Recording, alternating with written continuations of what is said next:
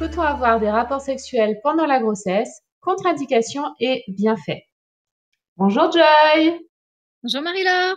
je suis ravie de t'accueillir pour cette interview autour de ton métier. Donc toi, tu es sexothérapeute, c'est ça? Ouais, sexothérapeute et doula. Mais c'est vrai que là, voilà, c'est plus dans le cadre de sexothérapeute que j'interviens dans cette conversation avec toi. Mais Alors, je te laisse te présenter si tu veux bien, nous dire un petit peu qui tu es, dans quel secteur tu es et ce que tu fais un petit peu au quotidien dans ton métier. bah donc du coup, je suis Joy, sexothérapeute et doula. Et moi, je vis en Ariège. Mais après, je travaille aussi sur toute la France, voire même dans tout le monde, en fait. Pour l'instant, j'ai même pas encore lancé le truc, mais comme je parle très très bien anglais, je pourrais Ah même. ouais, Voilà. De base, j'ai une licence d'anglais. Donc, si tu veux, voilà, je me dis qu'un jour, je pourrais peut-être lancer. Mais bon, pour l'instant, déjà, en français, c'est pas mal. Et donc, voilà, donc je fais surtout des accompagnements personnalisés qui peuvent être faits à distance ou en cabinet, donc à Saint-Giron, en Ariège. Et après, voilà, il y a d'autres choses que je fais vraiment que localement. C'est les massages, les soins éclosion, je fais des cercles de femmes aussi et des rencontres allaitement parce que je suis aussi formée en allaitement. Et donc voilà, après en fait ce que j'ai fait le plus longtemps et que je fais encore de manière moindre, c'est des ateliers de portage physiologique. Donc ok. j'en fais encore occasionnellement et ça aussi ça peut se faire à distance. Donc voilà. Et à côté de ça, je suis aussi maman de 3 enfants. Donc Mhm. mon aîné, il a déjà 18 ans. Mon dernier, il a eu 7 ans. Donc voilà. Super. Euh, Sexothérapeute, c'est quoi exactement? Est-ce que tu peux nous préciser ça? Alors, sexothérapeute, c'est thérapeute, mais du coup, tout ce qui touche à la sphère de la sexualité. Donc, en fait, thérapeute, déjà que sexothérapeute, c'est pas reconnu, en fait, contrairement à sexologue, puisque sexologue, c'est une qualification, donc, un diplôme universitaire comme psychologue et tout ça. Tandis que sexothérapeute, du coup, c'est plutôt, enfin, moi, j'ai fait une formation privée. Donc, voilà, c'est du coup moins médicalisé. Enfin, du coup, il y a le côté où j'utilise j'utilise plein d'outils différents, en fait, en tant que sexothérapeute. Donc, aussi bien les fleurs de bac que la méditation, que des rituels. Donc, en gros, c'est vraiment tout ce qui touche à la sphère de l'intimité, en fait, des personnes. Donc, je peux même rencontrer des femmes qui peuvent avoir aussi, ça peut être en lien aussi avec tout ce qui est maladie, donc de la sphère Mhm. sexuelle. Donc, ça peut être aussi des femmes qui souffrent de cancer du sein ou qui souffrent de. Alors, ça sera toujours un accompagnement d'un suivi médical parce que ma profession n'est pas du tout médicale, mais justement, c'est plus l'accompagnement émotionnel et, et psychologique, en fait.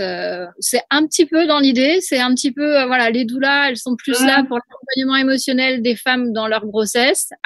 Et finalement, en tant que sexothérapeute, ça peut être aussi un accompagnement à côté d'un accompagnement médicalisé pour certains problèmes liés à des choses enfin, des maladies ou même voilà, tout ce qui peut être démangeaison ou tout un tas de choses. Et après, ça peut être aussi dans le côté relationnel, c'est-à-dire qu'un autre pan aussi de la sexothérapie, c'est vraiment le côté relationnel dans un couple ou dans un couple ou dans tout un tas de choses, en fait. Donc on peut consulter seul, on peut consulter à deux, on peut consulter à trois, à quatre. Il y a plein de possibilités, en fait, parce que ça englobe vraiment, en fait, tout un tas de choses, en fait, la sexualité. Donc voilà, Mhm. chacun ayant sa propre sexualité, en fait. Enfin, moi personnellement, je suis ouverte à plein de possibilités, même éventuellement aussi. Ça peut être aussi accompagner des personnes en transition au niveau de leur Mhm. genre et tout ça. Donc en fait, voilà, ça implique énormément de. Il y a plein de possibilités, en fait, en tant que sexothérapeute dans les accompagnements. Et c'est Ouais, ça. ça montre une grande ouverture quand même, parce que du coup,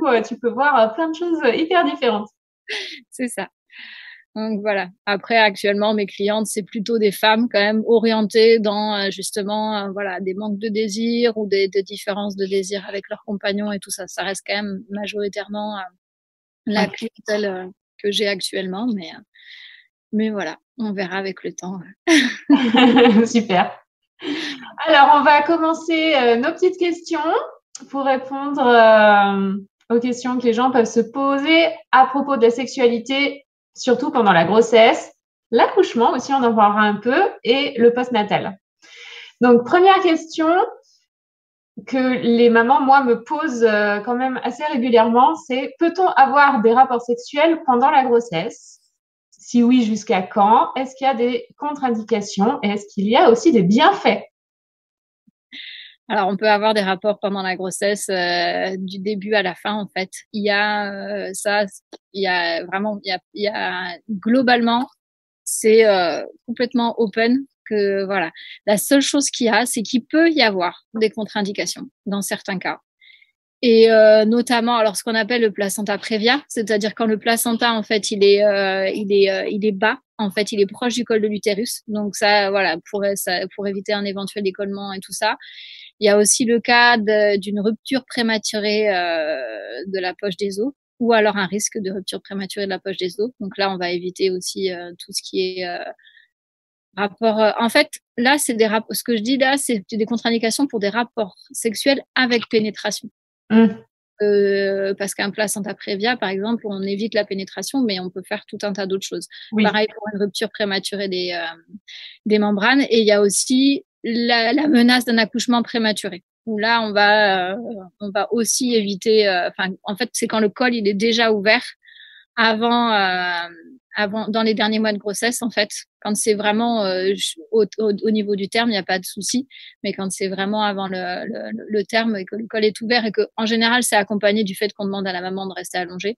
Donc, voilà. Donc là, on va aussi éviter les rapports sexuels avec pénétration.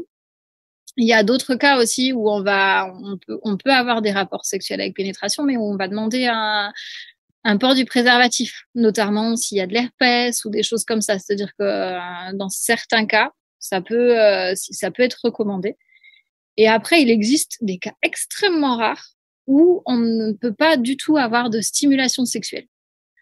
Après tout ça, ça reste des indications parce que du coup, nous, enfin voilà, comme je disais tout à l'heure, moi, je suis pas médecin, donc du coup, je peux apporter des indications, mais ça, c'est vraiment au niveau, ce sera les médecins, les sages-femmes, enfin, un professionnel de la santé qui sera en mesure de dire quels sont si la femme, elle peut avoir des rapports sexuels ou pas. Mais dans quasiment la majorité des cas, c'est complètement libre en fait. Ouais. Donc, si votre médecin ou votre sage-femme ne vous a pas dit d'arrêter explicitement les rapports sexuels, ça veut dire que vous pouvez y aller, faites-vous plaisir, un petit shoot d'ocytocine de temps en temps, ça fait du bien. Ah ouais, du coup, parce que c'est ça, dans les bienfaits, donc il y a l'ocytocine, donc comme on connaît un peu l'hormone du bien-être et l'hormone de l'attachement, mais il y a aussi du coup dans l'orgasme et même dans le plaisir sexuel, il y a la sérotonine qui elle du coup est est l'hormone de l'endormissement, mais du coup, ça permet aussi de se détendre et dans certains cas aussi d'apaiser certaines douleurs en fait qui sont liées à la grossesse. Donc ça va pas tout éliminer, mais en tout cas, ça peut quand même diminuer, détendre et faire du bien. Et il y a aussi non, ça c'était l'endorphine. Et il y a aussi la sérotonine qui elle contribue à la bonne humeur, à la satisfaction et qui régule l'anxiété. Ok. Voilà, il y a vraiment. En fait, du coup, disons que les rapports sexuels pendant la grossesse, c'est un moyen gratuit de se faire du bien, qui est à portée de main. Et l'autre avantage aussi, c'est que ça renforce les liens avec le partenaire. Et ce qui est assez important pour la suite, en fait, que ce soit au niveau de la naissance ou en postpartum. Du coup, d'avoir vraiment aussi, voilà, continuer d'avoir des rapports intimes, peu importe la forme, mais du coup, c'est que ça permet aussi de renforcer ce lien-là et de se sentir encore plus soudé pour la suite des événements. Yes. Merci.